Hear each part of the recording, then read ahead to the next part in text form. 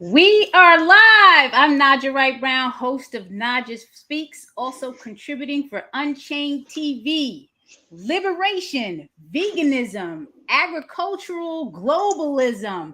I'm just saying, here to discuss the second edition of his book. Welcome, Omowale Adewale, founder of Black Veg Fest. How are you doing this morning? Thank you, sis. I'm doing well. Doing well. Good to be on.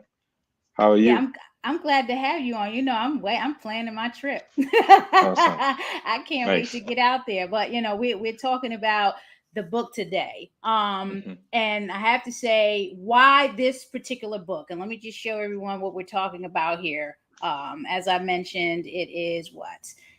An introduction to veganism and agricultural globalism. Talk to us. What's up? Well, it's perfect timing right now, and it's always a perfect time to really talk about food justice and food sovereignty, especially internationally, but also just locally for so many reasons, right? So internationally, what we had last year was an explosion of what was happening in India, where you had 300 million farmers and their neighbors, supporting their movement, and they were actually able to make change. And I talk about that in my book, and that's been largely left out of mainstream media. We really didn't cover too much, independent media, because it's like, well, that's them over there, and that's what they're doing. But that's connection, and we're talking about cotton, or if we just talking about what they're going through, is just really more of just an example of what's been happening all around the world. And the reason why the Westerners and white supremacy would love to have their teeth sinking in India, in India's landscape, uh, is because, well, look at the population. The population will surpass China's population next year. Right. You know, so you talking about over 2 billion people, in that region, right? So and this is something that we finding this out. We those of us who have not been doing research, you know, finding this out now, but they already had their hands in there. And so in the last 15 to 20 years, you saw wow, just thousands of farmers, having their land taken away because it's a debt trap. And that's actually covered in Debt Trap 1974 book, the debt trap, where it talks about the IMF and how and the World Bank and all these supranational uh, you know entities basically work together to for the U.S. and other white supremacy to basically put capitalism out there in such a way where it's imperialistic, where it dominates and it has a foot on your soil. That's what it means. Just basically, they having a foot on your soil. So it's colonizing, and the imperialist strategy is really to take over your food. People can control your food. What they can control you, Exactly. and your Exactly. resources. Right. So. And yes, break that down, please, because this is a second edition. Mhm. So, what's different from what you're talking about in the first edition? Why this second edition? What specifically are you touching on? Well, that's one. That just happened. Well, the first book was in 2015. So there was no uprising. India had at that particular time. There is a lot of the world doesn't understand that seeds are under attack. People we know about GMOs, and we talk about it in from a health standpoint, like, oh, it can be unhealthy if we messing with these, but really it could do something worse than just give you poor health. It Right. really can knock you back generations. So say for instance, and they're trying to get so wherever you are in the world, right? So let's take Brazil for instance, and they pretty much do agriculture and focus on eucalyptus. So eucalyptus leaves, and we talk about Mexico. They dominate, corn, for 7 millennia. That's where corn, was first, produced. So GMOs, and you're talking about USDA is also part of that, as well. They also do GMOs themselves, and so when we talk about DuPont and these other big agri businesses, they want to dominate the crop that is most produced in your nation. Why do they want to do that? They want to do that based on control, but also they want to do that because they want that crop. That crop makes them money. But if they can actually politicize it, where they can be able to control your food, or eucalyptus leaves, also medicinal. If they can control that, then they can control your population. And it's as simple as that. No, why would they go ahead and go after your main crop, right? For money, for income. But why not focus on their own, where that is going to be tied to your GDP? So corn is obviously tied to, the gross domestic, product, of your particular nation, right? And so if they can lock that, that's more powerful. The seed is more powerful than weapons, than an arsenal. You got to understand that. How white supremacy is always thinking way back, and they had that much time to think about that. The whole entire time when we got free, here in the U.S., we never had a time to really just sit back and chill. Right. Even with the Freedmen's Bureau, which was supposed to last for about a year. Like, we're gonna change ourselves, millions of people, within 1 year, and then they would end up doing maybe 2 years. Right after that, they took that. Within that small period, you saw black farmers. So everything that I'm talking about right now is new, because in 2015, when I put out an introduction to veganism and agricultural globalism, I did not speak on what was going on the black community in terms of the U.S. I was focused on different nations, sovereign nations, but I added that in 2002, and then I also added what is new in terms of GMO. So that is all included now. You're also going to have new pictures. So but also to talk about food sovereignty in such a holistic way, in a global way, because we can't just talk about food sovereignty onto ourselves, just about black people. We are connected to other cultures. Talk about that. And once we talk about that, and you see how other countries, other nations around the world have their sovereignty taken away from their seeds, right? And this happens with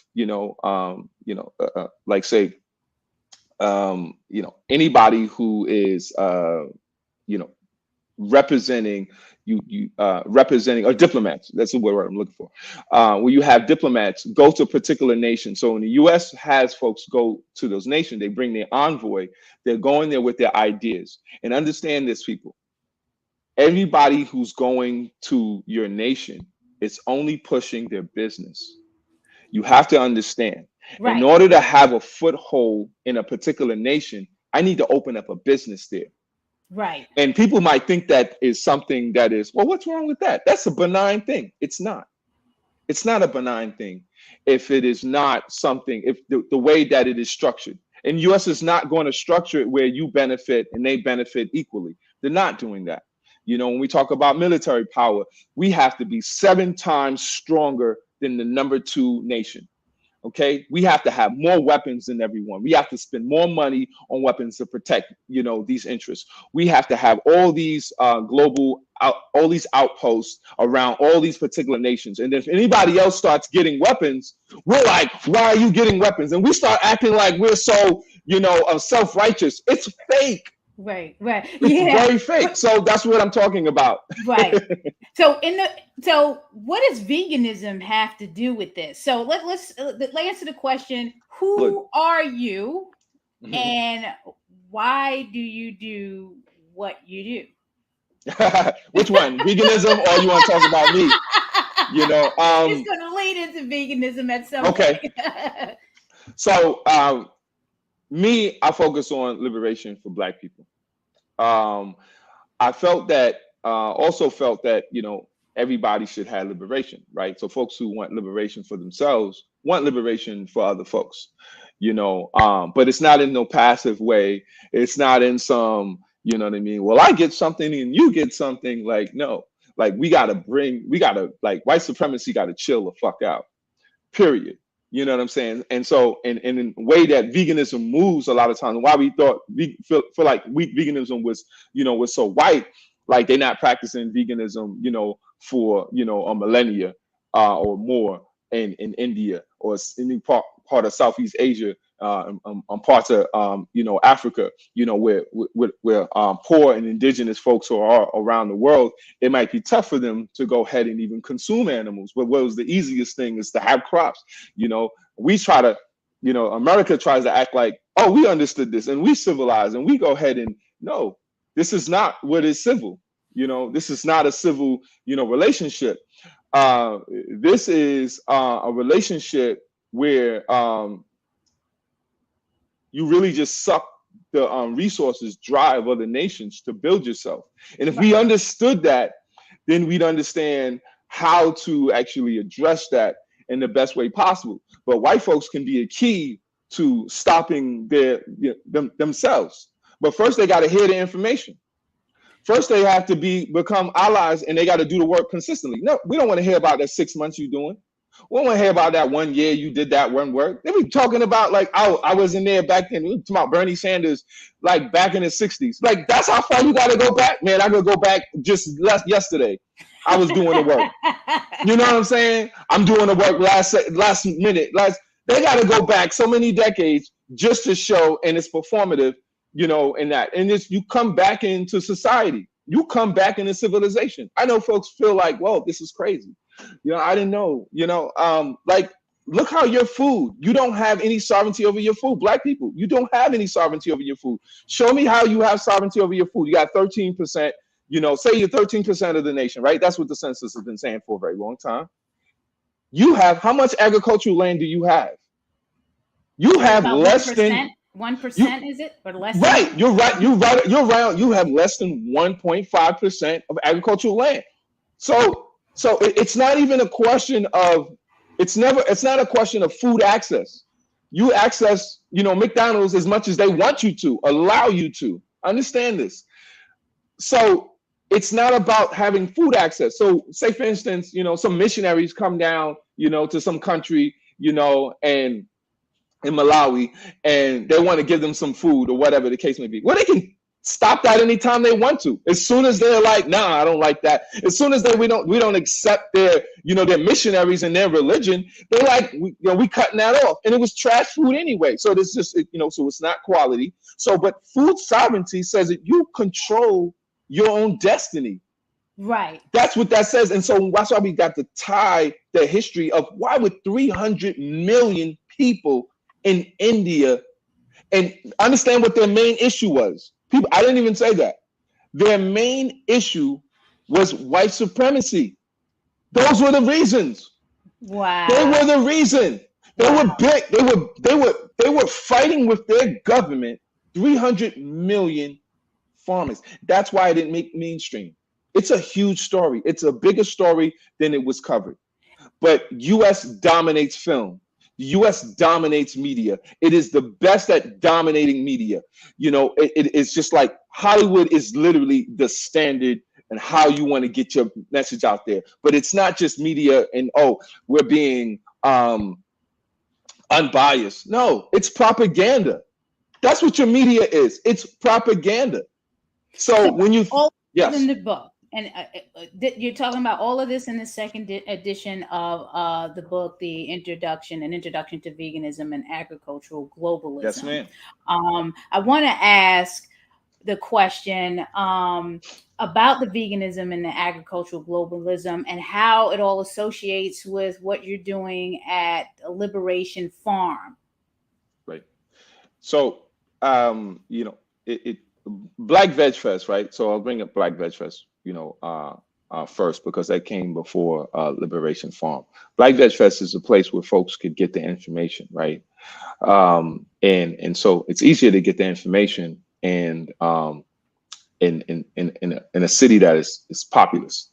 And you go to the you know the metropolitan so that you can have more access, to people, more access, to businesses and so on and so forth. So we get significant amount of folks. Now if we can bring those folks, we can get those folks there and give them the information, teach them about what food sovereignty is, teach them about what does healthy food, look like, what is liberation, look like, allowing animals to, not just be hunted on a consistent basis, understanding what is happening with our planet. If people could come there and get that understanding, then they could come to Liberation Farm, where you have a system that is daily. So that's a system that is daily. But Black Veg Fest has to basically pull a lot more people. And so Liberation Farm is, going to be a small space, but it's significant. It's going to be small, and it's going to be honed in. The messages, is honed in, and you have a smaller amount of people. And that's what people need to have information that is healthy to them, that is in their best interest on a consistent. So consistency, we all know that consistency is better than just wow, let's just make a bunch of things happen. So a lot of folks see sometimes when you're moving, and so it's been so many years that I've just been passionate, right? The community has just been passionate, but we don't really have any kind of strategy, because we come right out the womb, all of a sudden, yo, you got to be a producer. Right. You know what I mean? Like right out, like soon as we come out, like we just got here. You know what I'm saying? We're like, you lazy then. Work at 4, lazy. You're not lazy, brother. Don't let them tell you lazy. You think it ain't white folks sitting on the couch? You know what I'm saying? Somebody from, we say this about ourselves because we hear this about ourselves the entire time. You know what I'm saying? We was on a damn plantation, and if we don't have a certain quota, and the quota was already crazy, right? And the number we had was crazy, but if they don't come up to that particular quota, it was like, man, you lazy. You got to go back in the field. And then it really got crazy because when slavery finished, who was going to do all of that work? Right. You know what I'm saying? So you lazy if you don't come up, with that. So we have to teach ourselves. And Liberation Farm, we don't have enough time. The 8 hours, 12 to 8, Black Veg Fest. We will not have enough time. But if you come to Liberation Farm now, we can go ahead and go over that and have healing. And that's why we don't need to have everybody there. We don't have to have nosy people there. Because you're not there to benefit from the information, But the organizers are so incredible. And I get this information from organizers. I get this education from organizers. I get this education from folks who came before me. This is not stuff that I'm making up myself. And when we talk about, Fannie Lou Hamer's, Harriet Tubman's, Shirley Chisholm's, Malcolm X, Marcus Garvey, understand that they were doing this work that they wanted you to replicate. Right. They weren't doing this for you to go and open your salon, even though you might have a dope salon. It wasn't for you to go make sneakers. You know what I'm saying? Like, they wanted you to make the sneakers, but they wanted you to have liberation on your mind. Otherwise, why speak their name? Why bring them up? The most significant thing we could do is replicate that. And the work that, it's a lot of folks that are still, consciously doing that work, right now. So we need to have our community, involved in this healing process. So that's what Liberation Farm is. It's a space for Black folks to heal, for Black folks to rest. And then we have activities for you as well. We want you to have fun. We want you to learn how to hike. We want you to learn how to, utilize a weapon. We want you to learn how to, train and build. We want you to learn how to take critique. People don't know how to take critique. As soon as they hear critique, they're like, but you was going to school the whole time they was critiquing you. You're so right. And that's a big thing that we need to work on, being able to accept constructive criticism and not take everything personally. Where is Liberation Farm, for those that don't know? Liberation Farm is in New York, is in Sullivan County. It is in the town of, it's in the town of Callicoon Center, but we use Jeffersonville because the way it's, confusing for folks, because just because a zip code is a zip code, right? It doesn't mean, that it intersects exactly with the county, Right.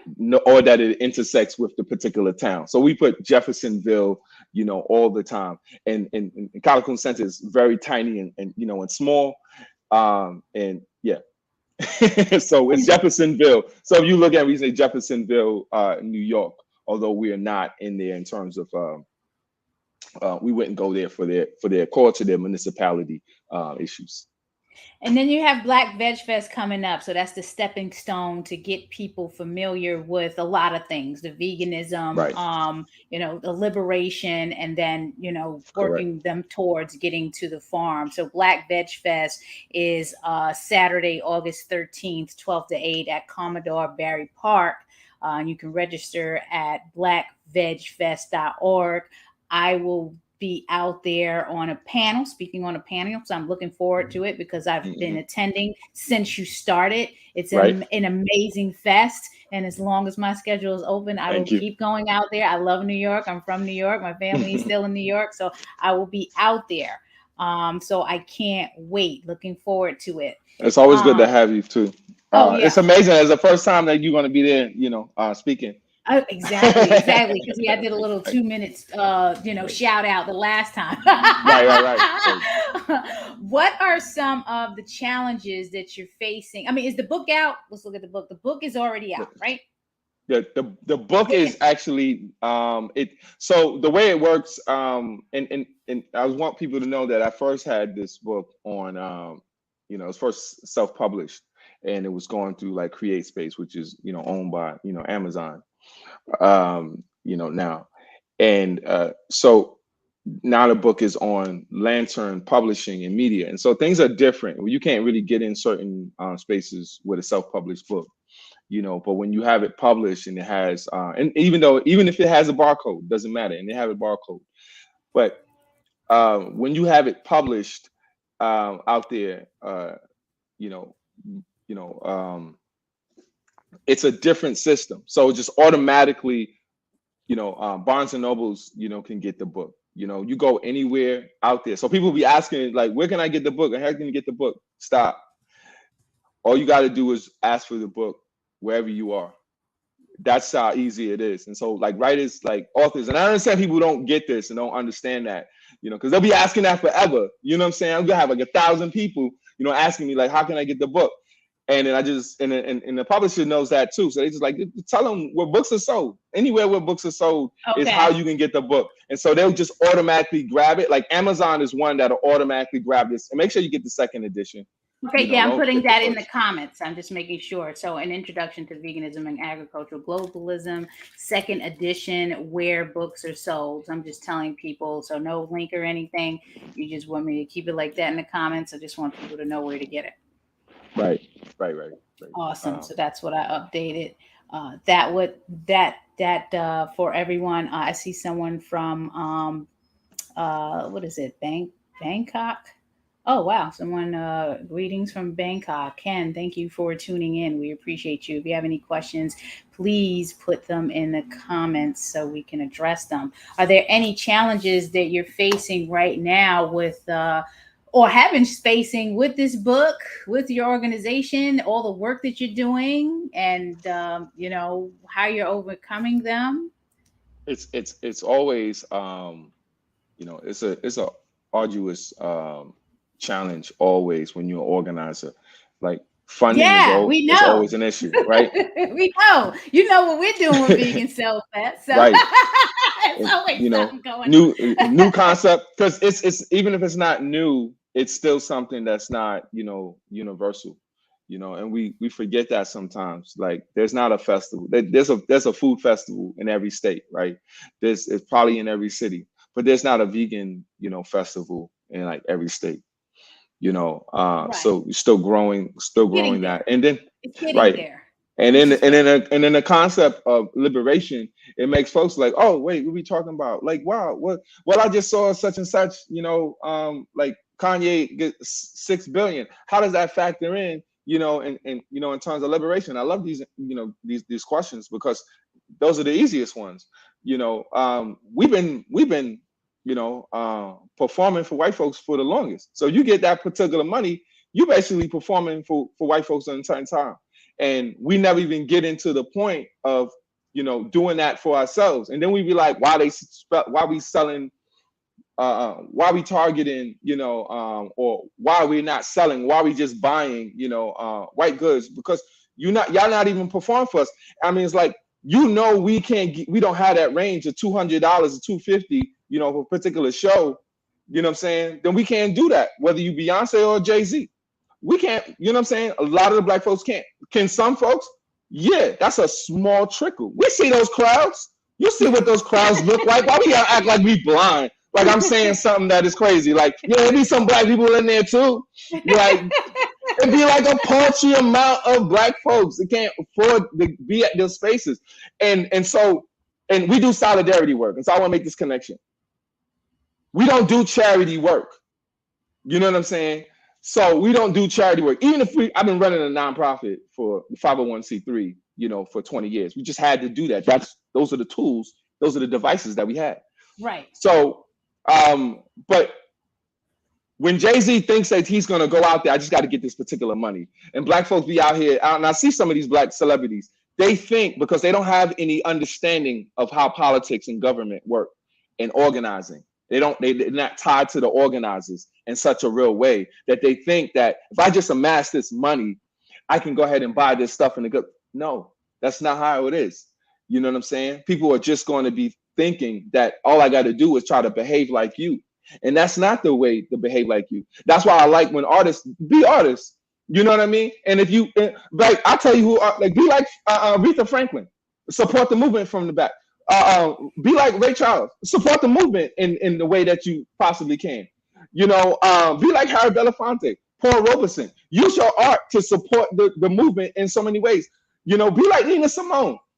Support the movement from when do not try to take this on your own. You're doing it incorrectly. Work with the organizers, the folks who have an unapologetic voice. If you don't have if you're a billionaire and you don't have an unapologetic voice, your money meant nothing.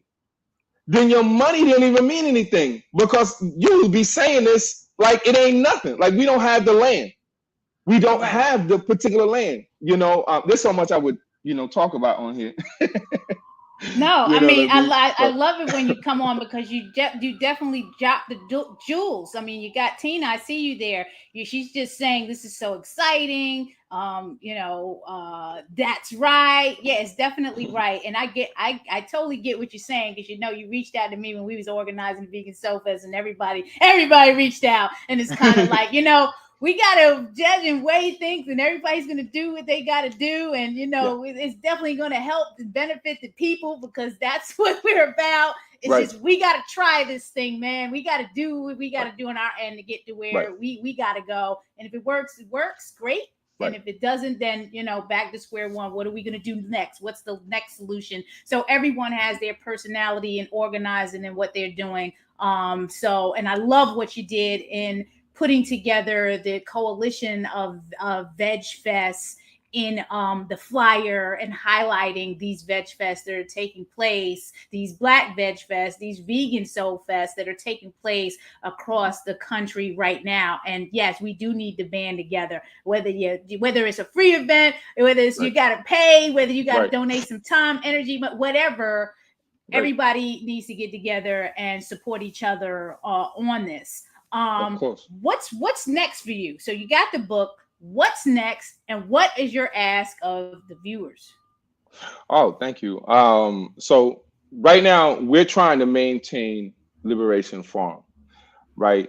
And I don't want to bring up any of the entities, but but we're going to be working with different animal sanctuaries, but nice. We're going to be. Well, it should be automatic that we're going to be working with, folks in liberation, folks on liberation, and we only going to work with folks with liberation that focus on liberation and understand Black liberation. If you don't understand Black liberation, then I won't waste my time. I won't even debate that. I won't even debate it. It's not something I can debate because then it's almost like you see the facts, you see the truth. I can give you everything, and that's how sometimes our community we end up arguing the point. Don't do that. you waste your time. You know, don't, you know what I'm saying? You don't waste your time. Even on some of the, you know, white liberal, you know, stuff, you know, CBS had contacted us, you know, in terms of, but as soon as we start talking about what liberation looked like, you know what I mean? I don't know. I guess they, you know what I'm saying? They question themselves. I remember, you know, NBC had communicated, you know, with me on, you know, other issues. And as soon as I communicate, you know, with them, this is like 2 years ago, then they're like, well, yeah, we're not going to be able to run that segment. Y'all wasting my time. You know what I'm saying? Right. But it's no different than some of these other, these white vegan groups. You know what I'm saying? Like Peter is one of them. You know, how they gonna miss Black Veg Fest when they were talking about in 2020? Well, you know you trash when you do that. You know what I'm saying? Because we doing the work. We brought intersectionality, and we know we've been talking about them from the beginning in the Black community, because everything is, they think they're doing veganism.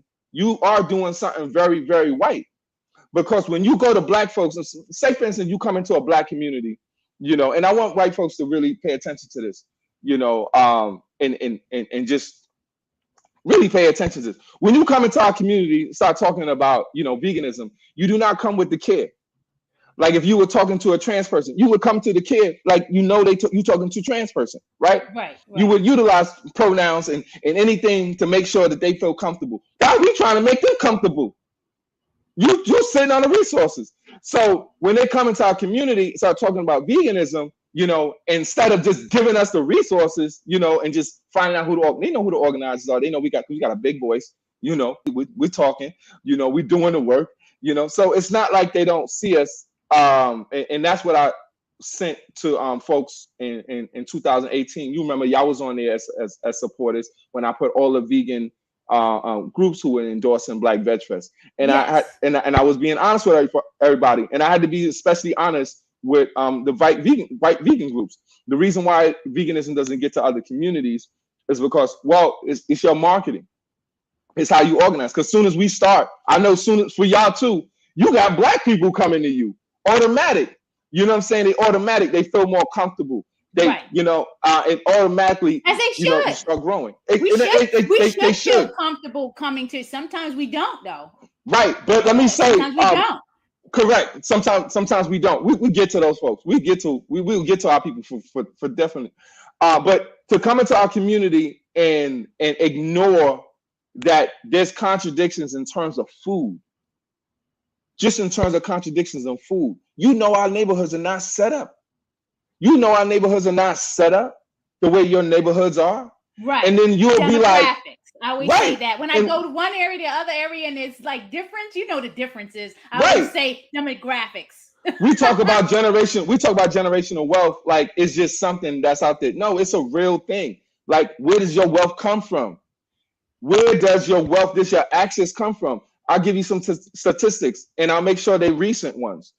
If we talk about last year, the USDA denied 42% of the Black applicants, Black farmers.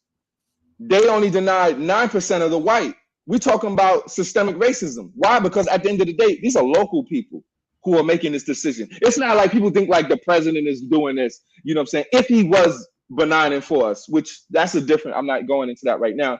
You know, another stat, when we talk about housing, remember, like there was a huge housing build up during COVID, right? 2019, 2020, and particularly 2020, right? Do you know we got denied 80% more than whites for home loans? That same mentality of whatever. It's not mentality, it's a system. Or the system. Okay. That's right. Yeah. The system is set up in it, you know, and it's interesting because I'm gonna give you, and I have to talk about this because I've been talking about it all week. You know, in the process of event planning and organizing, you know, you need some media, you need to be talking to people to push the message out. And I was in a meeting and somebody called me and the team, you know, girls. Yeah, Omowale. Right. I Right. almost dropped the meeting. You know what I'm saying? Like I was Right. just, my husband was sleeping. Let me tell you, he was Right. sleeping and woke up when he heard that. He said, All right, Greg. calling, So Right. of course we go That's not a back. small thing too. It's big. It's I want to big. say that as a man. That's not a small thing. Please I just want. That's what I want to say. I want you to finish. But that is not a small thing. We will look at people will say that. Oh, that's nothing. You got to just get over it. That's your privilege. Let me tell you what I did. We went back to the presentation. It was just me and not the rest of the team. It was a couple of people in there, not the person that said the girl. I let them do the presentation, and I said, all this is great, but let me tell you about what happened. And just let them have it. And we need our respect. We built this country. You're taking things from us. We're at a large, I don't even know what the word is, but the disparities in health, wealth, family breakups, all of this stuff that happened because of the invasion or the stealing of the they don't believe that. But it happened. It did. Right. And now we're trying to solve all these problems, and that people looking at it like it's our fault. And we're trying, people like me and you, trying to do something to fix it and help. And we need funds and we need money. It's to the point where, I'm not begging. It's either you see what's going on, you like it. And this is for our folks, that have an issue with the vegan self-fest and change. It's either you're going to support it because you know what we're doing and how we support things, or you're not, because we see who you are. You know what I'm saying? Everybody wants to jump on the bandwagon when you giving out things and everything is this, but when you need support, nobody wants to be there. So I all that to say, because I can talk to you all day long. You know I know. What I'm saying? Yeah, same here. I know. How can we best connect with you? You have this book. You have the Veg Fest, the Black Veg Fest. You have the farm. How can we best connect with you directly if people listening or watching the replay? And please share this out, because if anything, if you're into the liberation and you're into what Omowale is talking about, you need to be connecting with him directly and his organizations. How do people do that? Well, the easiest way is you see my name, you put an @ before that, @ Omowale Adewale. You can find me on Instagram. Social media sometimes make it difficult, but try @ Omowale Adewale. Also @ Omowale Adewale via Twitter. Also omowale.org. Go to liberationfarm.org. Go to blackvegfest.org or .com. I see you have it on here. You can go to any one of those and you could get in touch. It's not difficult at all. I will say that I will have classes for folks when we're talking about being unapologetically Black, understanding what liberation means to you, because I think that we got to talk, we got to listen to what organizers are saying, and that's one of the things for the longest. Like, you listen to some folks that perform, you know what I mean, but it doesn't mean they have the the solution because they're performing. There's folks, I've been doing this for 20 plus years, and it is being a part of organizations, like Malcolm X grassroots movement, and I want folks to support Malcolm X grassroots movement. It's not something where it is we have fun, organizers have fun, but that's the work that we're doing. We weave the fun within it, so we have the rest in there, and we're always thinking about rest, and we always think about rest for family, as well. We have to weave those things in. So how we move and how we interact is how we want a society to be, and when we talk about going into that society. So that's how we treat Black folks. And it's always a struggle for us, because it's like sometimes we gotta like ignore how we might react personally, with folks for the benefit. And people will be like, well, that's difficult. Well, I know that is difficult. That's difficult for everybody out here. We're forced to do that heavy lift all the time. When we do civil rights, people don't understand, like, civil rights wasn't just for Black people. Even people who had left-handed people, get resources based on affirmative action. People don't even know this. Nothing that we've ever got was ever specific and just for Black people. Nothing.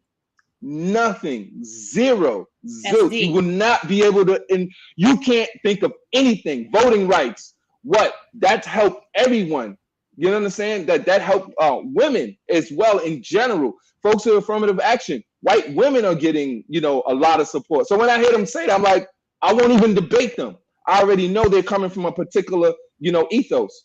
I won't even debate it. I don't have time for that. I have time for my folks. I will struggle with you to get you to understand this. I will struggle with y'all to make sure that you understand exactly that we've not had anything. We be acting like, we got everything ourselves. We built that. I want to make this mention because I see some. I have a lot of fighter friends, right, who are professionals, Yes. and they do great, and they do great, and they making some money, right? And they'll go ahead and they'll post, right? And we talking about, Facebook, you know what I mean? I don't know them like that. I don't think they're giving me money, you know what I mean?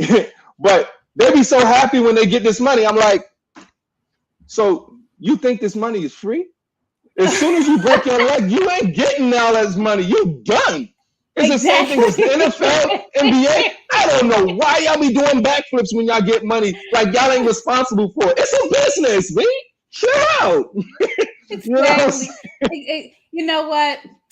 I gotta do this plug for Black Veg Society. The Black Veg Society is meeting people where they are on their holistic health, vegan, and plant-based journey. Yeah. Naijha Speaks is a platform that is supported by funding through Black Veg Society. So please support blackvegsociety.org. When we weren't organizing Vegan Soul Fest during the pandemic, I was doing what I could with my little pennies and supporting organizations like Omowale's Black Veg Fest, the Liberation Farm, and other fests. And this is what we do. We meet people where they are, individually, on the business level, or organization level. So please share this out, show your support, go to the Black Veg Fest in Brooklyn. My New York is out there. You know what's interesting? Someone called me about Vegan Soul Fest. They won tickets, free tickets to go. They only wanted one ticket for one day. And I told them, you know what? I'm going to be in New York because they're from Brooklyn. I'm going to be in New York for the Black Veg Fest. They was like, I didn't even know that was a thing. I said, well, you need to go. So they're going to be going to Black Veg Fest. So, and that's what we need to do. We need to be spreading the word about all these fabulous festivals that are taking place in the month of August. So get the Black book. August. In Black August, exactly. Get the book, An Introduction to Veganism and Agricultural Globalism, wherever books are sold. And make sure that you go to the Black Veg Fest in Brooklyn. If you're in Maryland, you can shoot up there. If you're in Jersey, Delaware, surrounding areas, Pennsylvania, go to Commodore Barry Park, August 13th, 12 to 8. You can register at blackvegfest.org. They are spreading the love. This is number one, Black Veg Fest. I love it. Is there anything else that you want to share before we leave? I do. My partner and I, Nadia Muyib, we're going through, a heavy fight at Liberation Farm and we have, let me tell you something.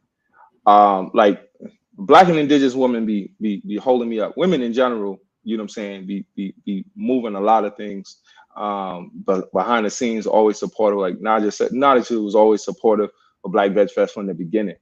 There's no competition. That like what? We work better, together. So we getting a lot of support. However, at the same time, we got a GoFundMe for Liberation Farm right now. We trying to, and as we're growing even behind, we just want folks to go to that GoFundMe. If you believe the work that I do, and that Liberation Farm is doing, and Black Veg Fest, is doing, support that work. That's what organizers need. Often, organizers have to, we gotta go ahead and and do whatever art.